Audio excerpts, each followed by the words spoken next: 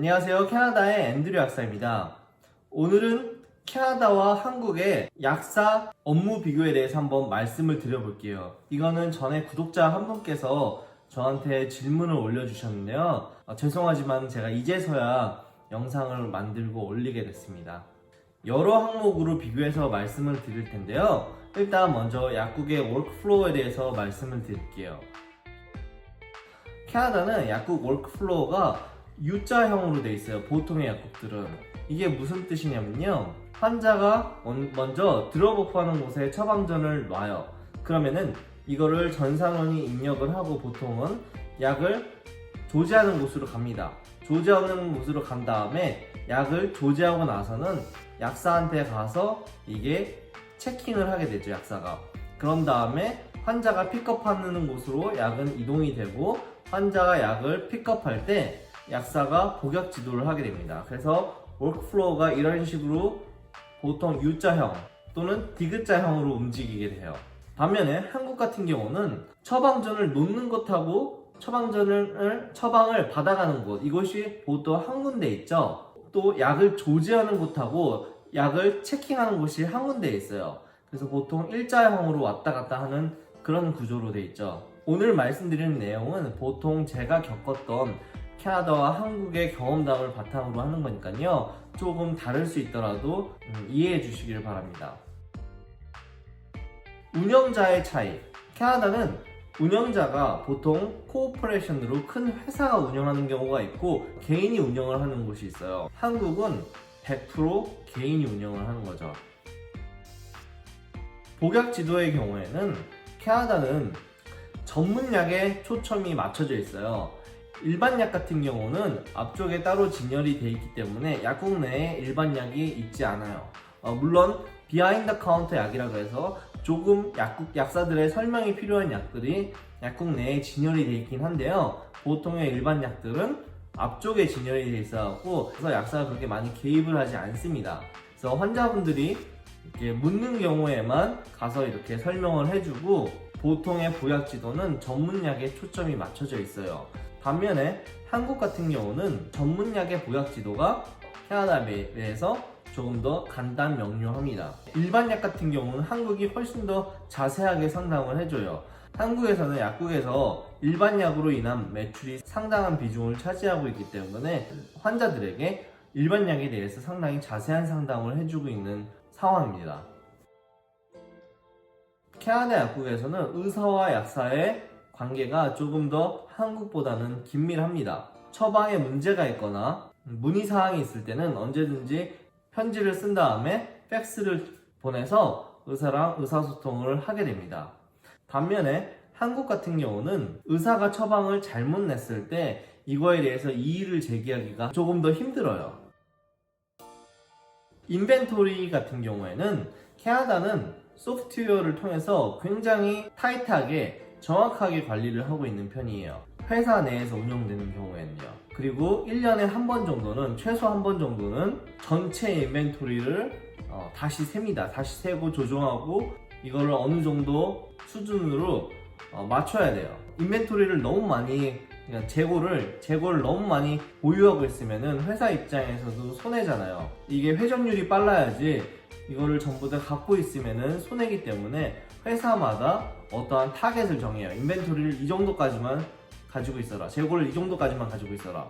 그리고 매년 다시 세서 그 재고량이 정확한지도 철저하게 확인을 합니다. 그런데 한국 같은 경우는 인벤토리 관리가 아주 허술해요. 제가 경험했던 약국들은 인벤토리를 소프트웨어를 통해서 관리하고 있는 경우는 저는 보지 못했어요. 어떤 식이었냐면요, 새 약병을 뜯게 되면 그걸 종이에다 적은 다음에 주문을 하는 방식이었죠. 그래서 약이 떨어질 때마다 바로바로 주문하는 형식이었지 그걸 소프트웨어로 관리하지는 않았어요. 약 조제 같은 경우는 캐나다는 약사가 약을 조제하지 않아요. 약사가 약을 약병에 담지 않아도 되고 약봉투에 담거나 뭐 그런 일이 없습니다. 물론 소규모의 약국들은 약사가 다 해요. 약사가 모든 걸 하는데 직원이 있는 경우에는 직원이 약을 조제해도 아무런 문제가 되지 않습니다. 그렇지만 한국은 약사가 아닌 사람이 조제하면은 그건 큰일 나죠. 처벌을 받게 됩니다. 좀 이해가 안 가요. 저는 약 조제는 굉장히 테크니컬한 건데 한국에서는 약사가 그걸 안 하면은 큰일 납니다. 그런데 한국에 살고 있으면 한국 법을 따라야죠. 약사의 직능에서는 한국과 캐나다의 범위는 상당한 차이가 있습니다. 캐나다는 기본적으로 약사의 복약 지도, 그리고 백신, 주사를 놓을 수가 있어요. 그리고 약을 처방할 수 있는 주도 있습니다. 저 같은 경우는 알버타와 BC의 면허를 갖고 있는데요. 알버타에 있을 때는 APA라 그래서 Additional Prescribing Authority를 갖고 있었어요. 그거를 갖고 있으면은 약을 전부 다 처방을 할 수가 있습니다. 마약 빼고요. 마약 빼고 거의 모든 약을 약사가 처방을 할 수가 있어요. 그렇기 때문에 알버타주에서는 약사가 고려해야 될 사항이 상당히 많습니다. 약사의 경우에 모든 환자의 모든 정보에 대해서 의사처럼 접근을 할 수가 있어요. 어떤 컴퓨터 포털이 있어갖고 거기에 접속하게 되면은 환자의 시험 검사 결과를 전부 다 볼 수가 있습니다. 랩 테스트 결과도 볼 수 있고 의사의 소견서도 전부 다 약사도 접근해서 볼 수가 있어요.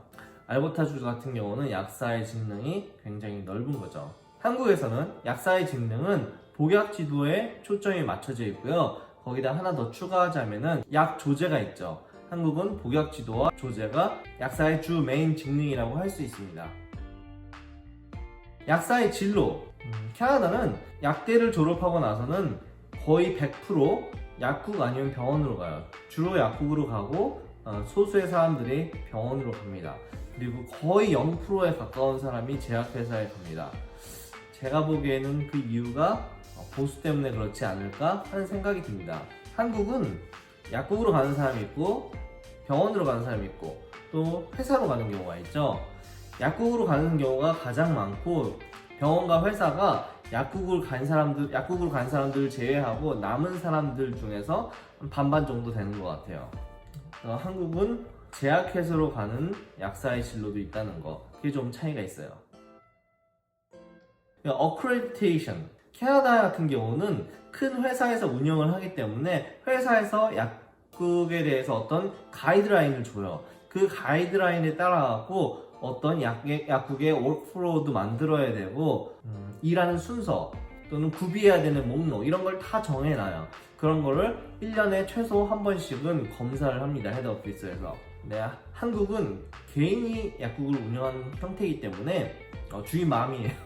약국이 이쁘게 잘 진열이 된 경우도 있고 어떤 워크플로우를 갖춘 경우도 있고 어떤 데는 주목부부인 식도 있습니다. 그래서 약국 주인이 어떠냐에 따라서 약국의 형태가 많이 다른 식으로 구성이 되어 있습니다. 이제 약사 시험 난이도에서 한번 말씀을 드려볼게요.